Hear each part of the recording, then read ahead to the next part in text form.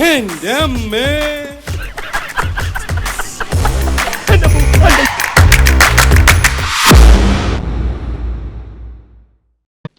തികച്ചും യാദർച്ഛികമായിട്ടാണ് പരിചയപ്പെട്ടതെങ്കിലും എനിക്ക് നിങ്ങളെ ഇഷ്ടമായി. നമുക്ക് വീണ്ടും കാണണം. എന്റെ മനസ്സിൽ ചില കണക്കുകൂട്ടലുകളൊക്കെ ഉണ്ട് കേട്ടാ. ഓക്കെ.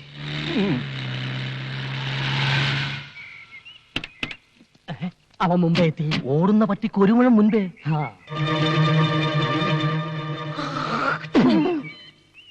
ഇവൻ വന്ന സ്ഥിതിക്ക് ഞാൻ ഒരു കാര്യം തീരുമാനിച്ചു കഴിഞ്ഞു. എന്തൊരു ഡിസ്ക് എടുത്താലും ശരി, എന്റെ മോളെ ഈ ചെറുക്കനെ കൊണ്ട് തന്നെയും കിട്ടി. ഇത് റിസ്ക് തന്നെയാ. ഇതെന്റെ ഒരു വാശിയാണ്. സ്വന്തം മോളുടെ ജീവിതമാണ്, സൂക്ഷിക്കണം. അതാണ് എനിക്ക് വലുത്. എന്നെ നീ ഒന്ന് പരിചയപ്പെടുത്തണം കേട്ടാ. ഞാൻ കുമാർ കുബേര. ഞാൻ കൃഷ്ണ, ബാലകൃഷ്ണ. ഇപ്പൊ പോയവൻ എന്തിനാണ് ഇവിടെ വന്നത്? ഇയാൾ എന്തിനാ ഇപ്പൊ ഇങ്ങോട്ട് വന്നത്? ഞാൻ പരിചയപ്പെടാൻ. അയാൾ പരിചയപ്പെട്ടിട്ട് പോയി. ആ പോയ സാധനം ഫ്രോഡാണ് കേട്ടാ. ഈ നിൽക്കുന്ന സാധനം ഞാൻ ഡീസന്റ്. വലിയ മുതലാളിയാ കശുവണ്ടിയുടെ. എത്ര ഫാക്ടറി ഉണ്ട്? ഒന്നോ? ഈ നിൽക്കുന്ന മുതലാളിക്ക് 18 ഫാക്ടറി ഉണ്ട്.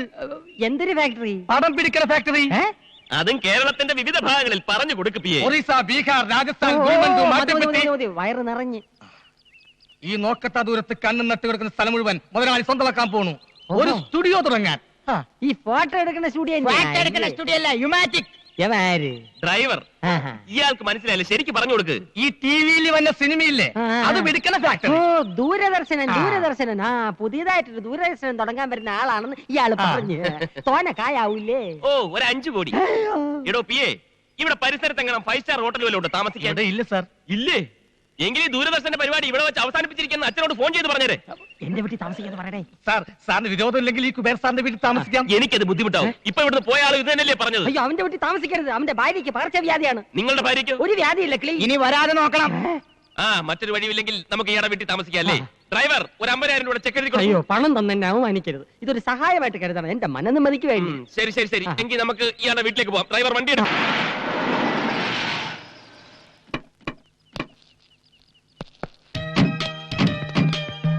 ഇതാണ് എന്റെ ഭവന. അപ്പൊ അതോ? അതൊരു കൂതറ ദരിദ്രവാസിയുടെ. അയൽവാസി ഒരു ദരിദ്രവാസി. മൊത്തത്തിൽ ഒരു ചീപ്പ് ലുക്ക്.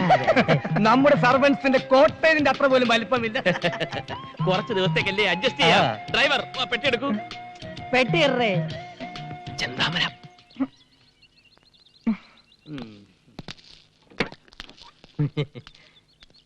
എടടേ. എന്താ എന്താ ഇവൻ എന്തോന്ന് ഇത് 10 കിലോ പെട്ടി വെച്ച് തിരിഞ്ഞളിക്കുന്നത്? തട്ടി തോളിക്കെട്ടടാ. കേട്ടടേ. തട്ടി തോളിക്കെട്ടടാ. ഇങ്ങോട്ട് പറയേ, ഇങ്ങോട്ട് പറയേ. ഇതൊക്കെ ഒരു നേക്കാ. ഇത്രേ ഉള്ളൂ. ഈസി അല്ലേ? തൊഴിലെന്താണെന്ന് ഇപ്പഴറിയിക്കണ. എന്തൊരു രണ്ടും കൂടെ കിട്ടാരെ പറയണത്? മുതലാളിയുടെ ഒരു കാര്യം കണ്ട തൊഴിലാളിയാണെന്ന് ആരും പറയൂ. എടേ, അറിഞ്ഞുകൂടാത്ത വേലകൾ പറഞ്ഞു കൊടുക്കണേന് ഒരു തെറ്റുമില്ല. അത് ശരിയാ. നീ എന്തോന്ന് തലയിൽ ലോഡും കെറ്റി മിഴുങ്ങാൻ നിൽക്കുന്നത്? അകത്തോണ്ട് പോയി തട്ട്. അയ്യോ, അവ എന്നെ തട്ടി കൊണ്ട് അകത്തു വയ്യടേ. ചോമട് അകത്തുകൊണ്ട് തട്ടാ ഇപ്പൊ പറഞ്ഞു. ഈ ഭാഷകൾ എങ്ങനെ പഠിച്ച്? ഇവന്മാരോട് സംസാരിക്കാൻ വേണ്ടി മുതലാളി ട്യൂഷൻ എടുത്ത് പഠിച്ചതാ. തന്നെ ഇറങ്ങി നിൽക്കുന്ന ചെവല കൂതറ.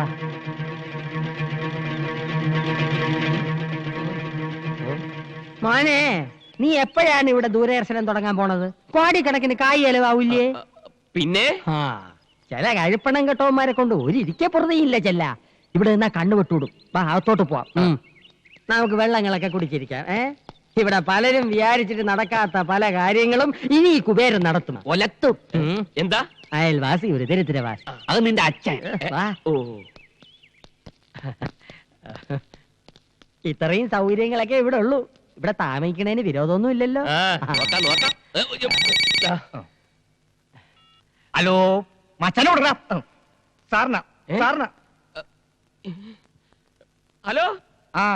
എടാ തെണ്ടി, നീ കുറച്ചു നാളായി ചെന്താമരയുടെ കാര്യം പറഞ്ഞ് എന്നെ ഭീഷണിപ്പെടുത്താൻ തുടങ്ങിയിട്ട്.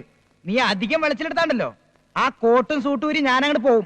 പിന്നെ നിന്റെ മുമ്പിൽ ഇരിക്കണ കോന്തന്റെ മകളെ കെട്ടണ എനിക്കൊന്ന് കാണണം. हम तुम के कमरे में बंद हो. राजा का रानी से प्यार हो गया.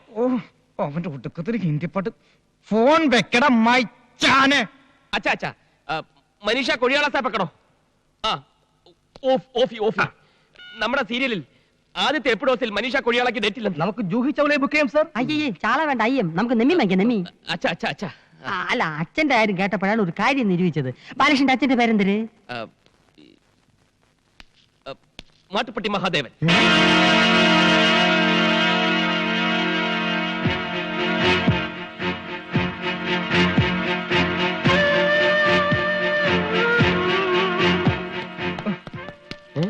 നീ എന്തിനാ എന്റെ അച്ഛന്റെ പേര് പറഞ്ഞത്? എന്റെ അച്ഛൻ മരിച്ചു പോയില്ലേ? അച്ഛൻ മരിച്ച കടക്കാരുടെ തന്റെ പേര് പറയാ. ഈ സിറ്റുവേഷനിൽ കാശുകാരനായ ഒരു തന്തയാണ് ആവശ്യം. അത് കേട്ടത് ആ കുബേരനകത്തോട്ട് പോയി. ഉം. ഇനി എങ്ങാനും അയാൾക്ക് മഹാദേവനെ പരിചയം ഉണ്ടാവുമോ? ഉണ്ടാവോ? ഉണ്ടാവോ? നീനെ നമ്മുടെ ഫാക്ടറി വരുന്ന കശുവണ്ടിയൊക്കെ എവിടെ നിന്നാണെന്ന് അറിയാം? ആ മിടുക്കി. എടി തൂവലെ മഹാദേവന്റെ തോട്ടത്തിൽ നിന്നാണ്. ആ അയാളുടെ മോൻ നമ്മുടെ മോളെ കെട്ടിയ അണ്ടി പുറത്തൊന്നും വാങ്ങിക്കണ്ടല്ലോ. അത് ശരിയാ. ആ ഇനിയിപ്പോ അയാളെങ്ങനെ പോലീസിൽ ഫോൺ ചെയ്യോ? എങ്കിൽ എല്ലാവരും അകത്തായത് തന്നെ.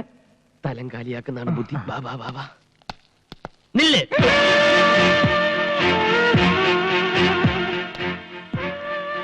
ഇനി വാടി.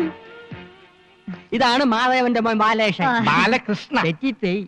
ഇതെന്റെ ഭാര്യ ലീല. ലീല കുബേര. ഹലോ. ഹലോ. എവിടെ ലക്ഷ്മി? ലക്ഷ്മി. ലക്ഷ്മി ലക്ഷ്മി. ഓ, അപ്പൊ ഇവിടെ വേറെ പെൺകുട്ടികളൊക്കെ ഉണ്ടല്ലേ? പെൺകുട്ടികളില്ല, ഒരു പെൺകുട്ടിയേ ഉള്ളൂ. എന്റെ മോള് ലക്ഷ്മി, സാക്ഷാൽ മഹാലക്ഷ്മി. എന്തിനാ ഡാഡി വിളിച്ച? പ്യാടിച്ചു വായ. മോൻ കഴിഞ്ഞിട്ട് പാടി. മാടപ്രാവിനെ പോലെ കുണുങ്ങി കുണുങ്ങി പോണത് കണ്ടാടിയേ. പകർച്ചവ്യാധിയാണോ? അയ്യോ അല്ല, മുഖത്തിനൊരു പോതരവ് കിട്ടാൻ വേണ്ടി പെരട്ടണ കുഴമ്പ്. എന്തിനാ എന്റെ പേര്? അതിപ്പോ നിനക്ക് പറഞ്ഞൂടെ? പിന്നെ എന്തിനു പുല്ലിന് നീ സൗന്ദര്യക്കടയിൽ കയറി ഇറങ്ങണം? അതുപോലെ മോള് കണ്ണി കണ്ട മാസികളൊക്കെ വായിച്ച് അവൾ എന്തൊരു കണ്ടാലും എടുത്ത് മോന്തയ്ക്ക് പരട്ടും. വെള്ളരിക്കണ്ട അവള് വിടൂല്ല. വെട്ടിയെടുത്ത് കണ്ണി ഒട്ടിക്കും, കാരറ്റ് എടുത്ത് ചുരണ്ടും, റവ എടുത്ത് തലയെ തേക്കും, കുളിക്കുന്നത് പയറുപൊടി തേച്ച്, മോൻ കഴിവണത് ആട്ടും പാലില്. ഹോ, ചെലവോട് ചെലവ്. എന്തൊരു കഷ്ടം. ഞാൻ ഒരു പണക്കാരനല്ലായിരുന്നു, ഇപ്പൊ പിച്ചക്കാരനായനെ. എന്തിനാ ഇവര് പെക്കളഞ്ഞത്? എത്ര കോടി രൂപ കിട്ടിയാലും ഈ അവതാരത്തിന് എനിക്ക് വേണ്ട. അയ്യോ, ഒറിജിനൽ രൂപത്തിന് യാതൊരു കുഴപ്പമില്ല. അത് നിനക്ക് എങ്ങനെ അറിയാം? ഇതെന്തൊരു ചർച്ചകള്? അല്ല, ഈ പ്രായത്തിലുള്ള പെൺപിള്ളേരുടെ വീട്ടിൽ കഴിയാൻ മടിയാണെന്ന് മടിച്ച് മടിച്ച് പറയായിരുന്നു മുതലാളി.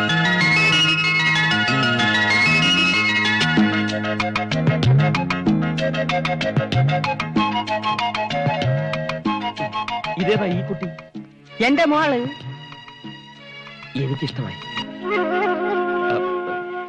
ഈ വീടും പരിസരവും ഒക്കെ പരിചയപ്പെട്ടില്ല. സോറി. ഞാൻ ബാലകൃഷ്ണ. തിരക്കിൽ നിന്നും തിരക്കിലേക്ക് തിരക്കിട്ട് കുതിക്കുന്ന ഒരു ബിസിനസ്സുകാരൻ. മഹാഭാരതം കാണാറുണ്ടോ? ആ ബുക്ക് കൂടെ വാങ്ങിച്ചു വെച്ചിട്ടുണ്ട്. 300 രൂപയായി. അതല്ല, ടിവിയില്. ഇതൊക്കെ ടിവിയിലും വന്ന കണ്ടിട്ടുണ്ടോ? ഉണ്ട്. രാമായണം. ഉണ്ട്. ഇത് രണ്ടും നിർമ്മിച്ച ഞാനാ. വേറെ വേറെ പേരുകളിൽ. അതെന്തരന്? ഈ ഇൻകം ടാക്സ്. ഓ, ഈ സീരിയലല്ലാതെ സിനിമയൊന്നും പിടിച്ചിട്ടില്ല. കൂലി നമ്പർ 1. കൂലി ഇംഗ്ലീഷ് സിനിമ. ഇനി ഞാൻ കഥ, തിരക്കഥ, വസനം എഴുതി സംവിധാനം ചെയ്യുന്ന ഒരു സീരിയൽ നിർമ്മിക്കാൻ പോകുന്നു. എത്ര എപ്പീസ്? 1000. ഇത്രയും നീളോ? അതേത് സീരിയൽ? രാമായണം 2ാം ഭാഗം. ഇംഗ്ലീഷാ. ഒരു ചെറിയ വേഷം ഞാനും അഭിനയിക്കുന്നുണ്ട്, രാമന്റെ. എന്റെ മനസ്സിലുള്ള സീതയുടെ രൂപം ഇതാണ്. സെലക്ട് ചെയ്താ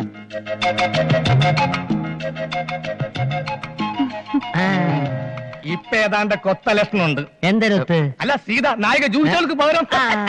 മുതലാളി, ഞാനിപ്പോ പോട്ടെ. താനോടെ പോന്നു? അച്ഛന്റെ അടുത്തേക്ക്. ഇവിടെയുള്ള എല്ലാ കാര്യങ്ങളും അച്ഛനെ പറഞ്ഞ് മനസ്സിലാക്കണം. വലിയ വിഷമക്കാരനാ. ഇവിടെ എല്ലാ കാര്യങ്ങളും ഭംഗിയായി നടന്നു കഴിയുമ്പോ ഞാനിങ്ങെത്താ പോലെ. താൻ പോയാൽ ശരിയാവില്ല. യവൻ പോണെങ്കിൽ പോട്ടെ. മോന്റെ എല്ലാ കാര്യങ്ങളും നോക്കി ഞാൻ ഇല്ല ഇവിടെ. മേളിലാണ് മുറി, അങ്ങോട്ട് ചെല്ല്. പോ. നീ എങ്ങോട്ട് വെച്ച് വിടുന്നത്? ഡ്രൈവർക്ക് പുറത്ത് ഷെഡിൽ താമസിക്കാം. ഷെഡാ? വാ പോ. നീ അങ്ങോട്ട് ചെല്ല്. പോടേ. ഇങ്ങോട്ട് ചെല്ല്. എന്തിനിടെ നിന്ന് വടവണത്? ഇവൻ തറയാണല്ലേ.